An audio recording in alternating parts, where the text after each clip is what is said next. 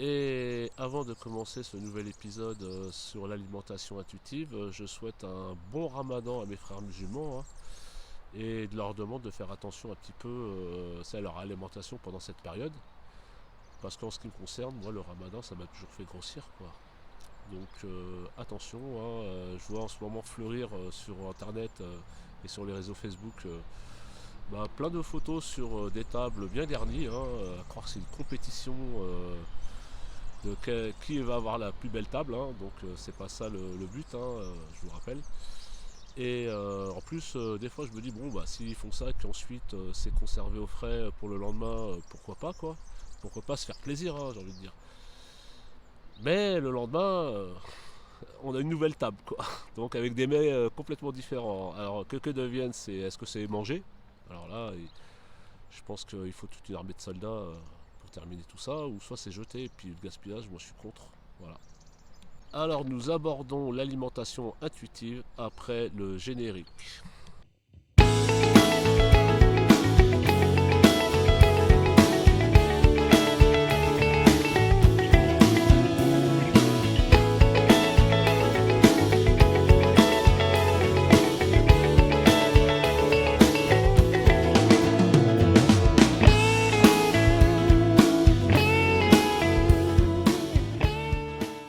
Alors, c'est quoi l'alimentation intuitive, hein? C'est quoi son principe? C'est quoi sa méthode?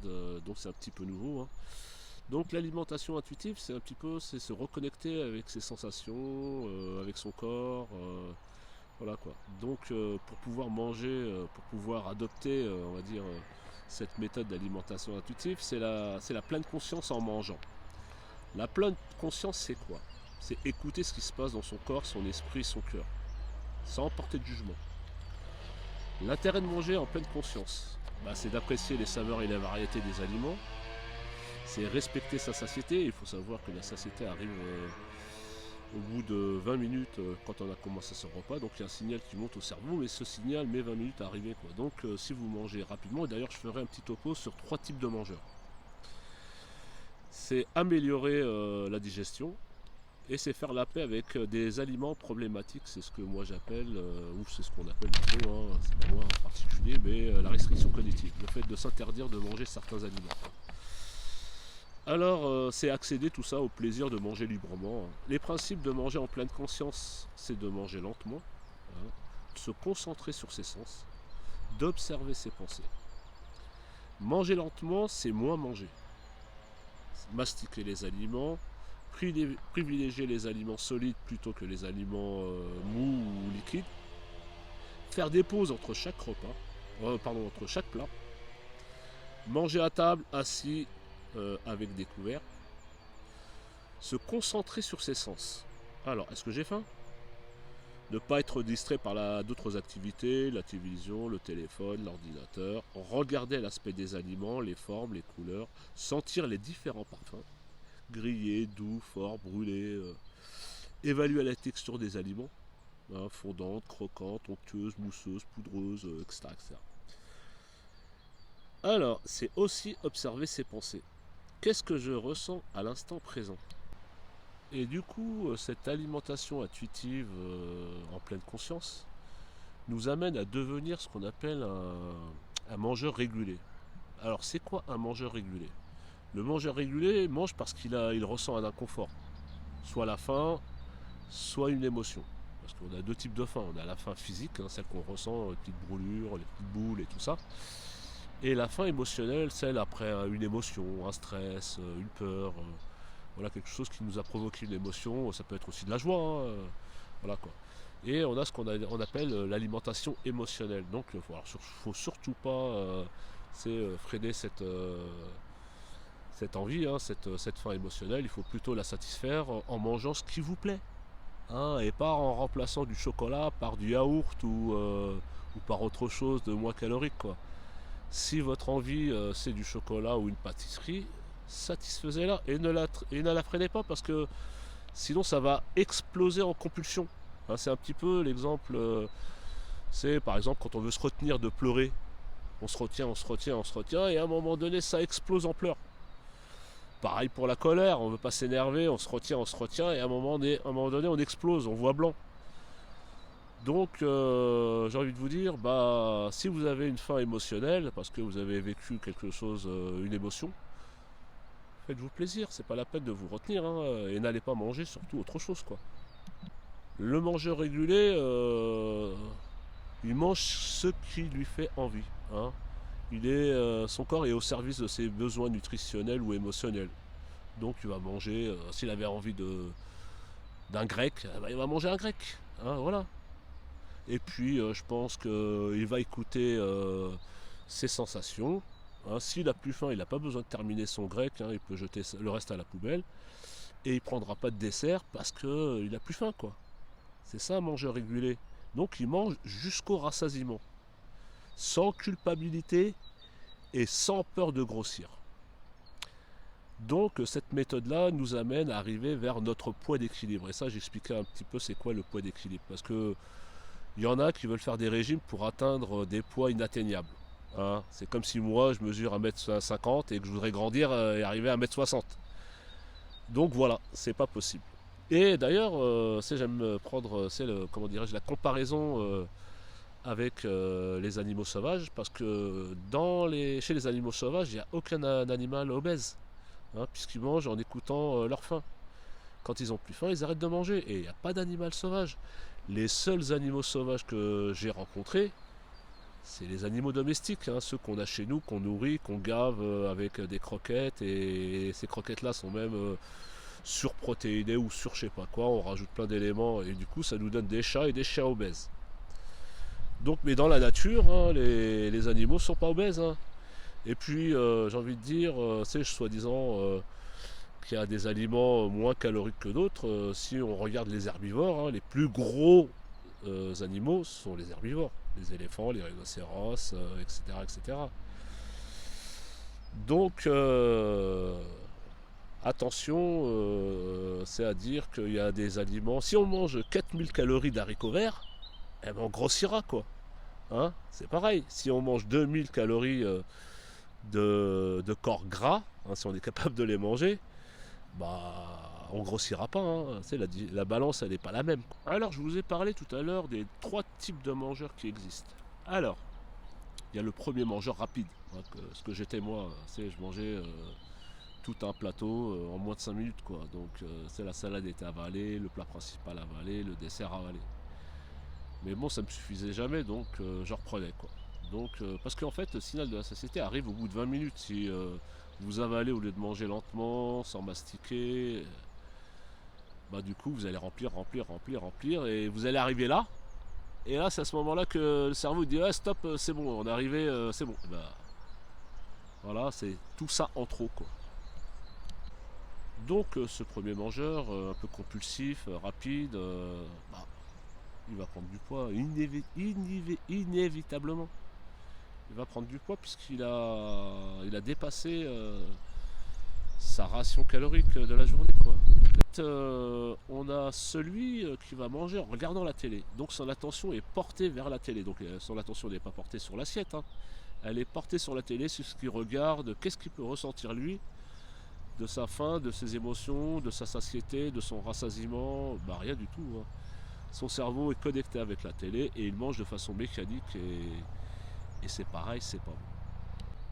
Et donc ce fameux troisième mangeur, hein, ce fameux mangeur régulé qui s'installe sans être perturbé par des stimuli extérieurs, et ben, il va se concentrer sur son assiette, il va regarder ce qu'il mange, il va regarder un petit peu, il va observer la texture, les saveurs, il va les mettre en bouche, il va mâcher, il va avaler, il va mâcher lentement, il va avaler, ensuite il va attendre entre la salade et le plat principal quelques minutes avant de commencer. Et ensuite, quand il abordera son plat principal, du coup, il va commencer à sentir que la faim diminue et qu'il est en train d'arriver à la satiété, quoi. Donc il devrait arrêter, quoi. Il n'a pas besoin de prendre son dessert, quoi. Il peut garder son dessert pour le manger plus tard, il n'y a pas de souci, quoi. D'ailleurs, on a souvent tendance à faire croire aux gens que le fait de manger une fois dans la journée, c'est pas bon. Le fait de manger une vingtaine de fois dans la journée, c'est pas bon. En fait, peu importe le nombre de fois que vous mangez, il n'y a pas de Il n'y a pas de nombre de fois, c'est biologique. Hein. Alors, on a dit que fallait manger toutes les 6 heures parce que le corps a besoin que. Bon. Le matin, c'est le repas quand même. Pour moi, le matin, c'est le repas le plus important. Ça, c'est en ce qui concerne. C'est-à-dire que quand je me lève le matin, je suis affamé. Et il y a des gens, ils se lèvent le matin, ils n'ont pas faim, quoi. Donc, je trouve ça, c'est un petit peu étonnant. Et puisqu'on arrête de manger, il est 8 heures à peu près, si on n'a pas grignoté à minuit ou quoi, donc si on arrête de manger à 8 heures et qu'on se lève le matin, il est 7 heures, il s'est déroulé 11 heures, quoi. Donc c'est 11 heures de jeûne, hein, de toute façon, quoi. Donc on a besoin le matin de réveiller son corps, hein, avec un produit laitier, un produit gras comme du beurre, des glucides comme du pain, hein, ou pour d'autres ça va être des cornflakes et tout ça, quoi. Et on a besoin de ça pour pouvoir tenir jusqu'à midi. Hein. Et si à midi on n'a pas faim, ce sera à 1 heure, quoi. C'est au moment où vous aurez faim, quoi. Il n'y a pas d'heure spécifique. Hein. D'ailleurs, je vous invite à faire un test. C'est de manger au moment où vous avez faim. Quand vous ressentez la faim, vous allez l'analyser un petit peu, vous dire tiens, qu'est-ce qui se passe, c'est quoi, j'ai des douleurs abdominales, j'ai des reflux, je me sens pas bien, il faut absolument que je mange. Et ben, déjà ressentir la faim.